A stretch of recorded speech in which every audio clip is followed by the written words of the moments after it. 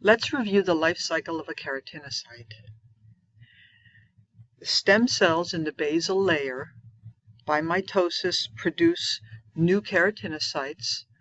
These basal cells synthesize intermediate filaments, which will later be bundled together as the tonofilaments. As those cells continue to differentiate, they move up into the spiny layer, and they begin to make something called lamellar bodies.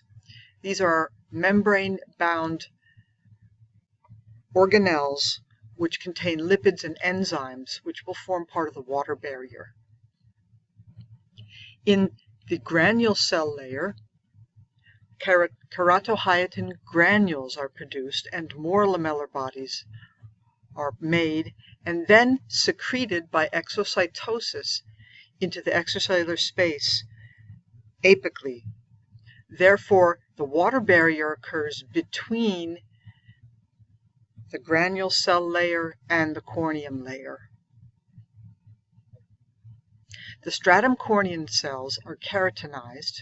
In other words, the keratohyatin granule contents are released into the cytoplasm. The keratin aggregates into those tonofilaments. And essentially, you have these bags of tonofilaments, which are very strong and resist stress, and they're still bound together pretty tightly by desmosomes. As you move from the base of the stratum corneum up to the apical surface, the pH decreases. Proteases that were released with the lipid in those lamellar bodies cause the degradation of the desmosomes that hold the cells together. That causes what we call desquamation. So the cells at the apical portion break apart from one another because their desmosomes are no longer functional, and the cells are sloughed off at the top.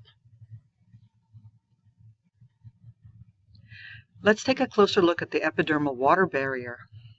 So, as I said before, these lamellar bodies, which are created in the stratum spinosum and stratum granulosum, are released via exocytosis into the space between the stratum granulosum and the stratum corneum. Now, not just the lipids, but the enzyme proteins are released there too, and that forms the water barrier, the lipids themselves.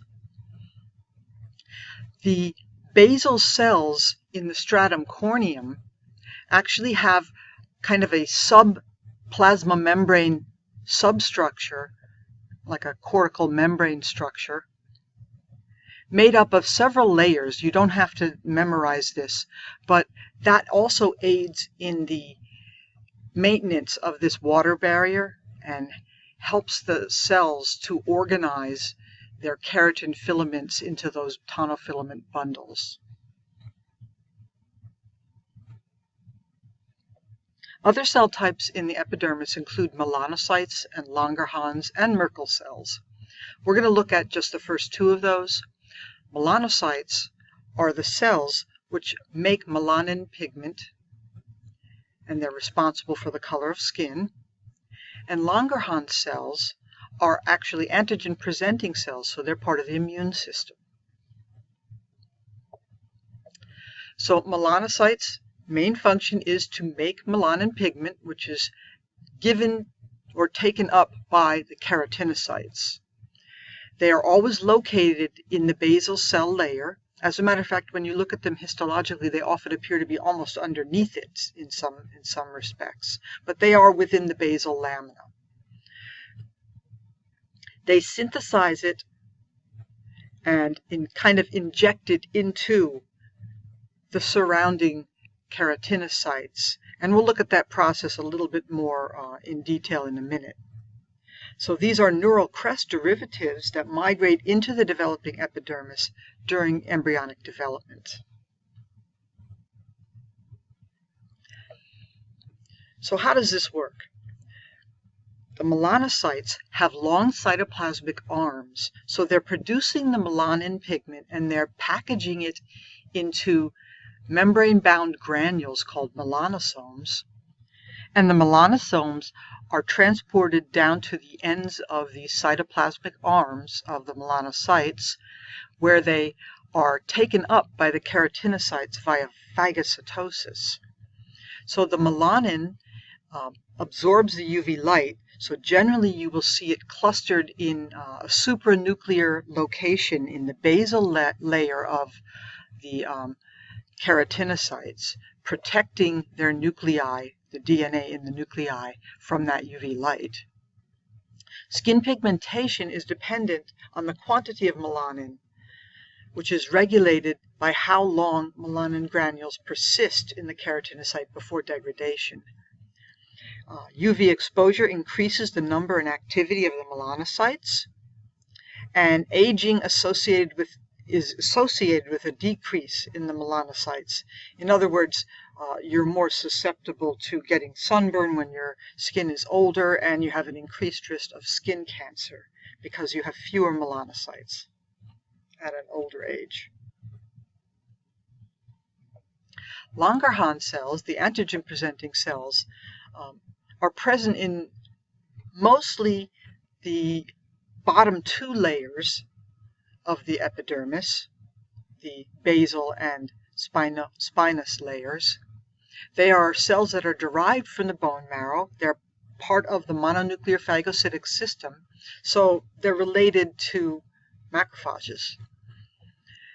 They uptake antigens which penetrate through the various layers of the skin and uptake them, process them, and then they can migrate down into the connective tissue where they can encounter T cells in the dermis, right?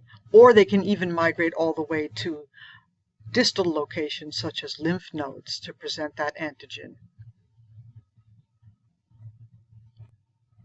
So the dermis is a dense, irregular connective tissue layer underlying the epidermis, and it is attached to the epidermis via the hemidesmosomes of the keratinocytes. There are finger-like extensions of the dermis that project upward into the epidermis. These are called dermal papillae. Likewise, there are projections of the epidermis downward, and this produces an interdigitated kind of region where the two tissues meet and provides a greater surface area for attachment between those two tissues. In places where you have more mechanical stress, such as your hands and your feet, you're going to have deeper ridges and papillae.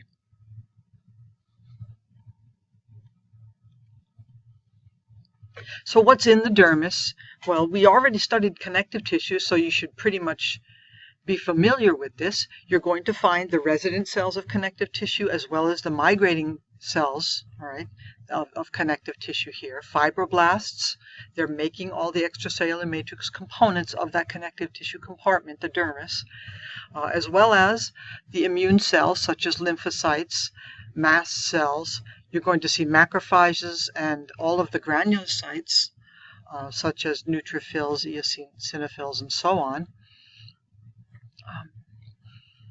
This is important to have a large component of the immune system here because there's a lot of antigenic exposure in this location. So the extracellular components you're also familiar with, primarily collagen type 1, and there's going to be a lot of elastic fiber to keep this tissue, give it a little bit of stretch and recoil ability. Other components include smooth muscle, which we're going to look at in a minute. It's in very specific locations,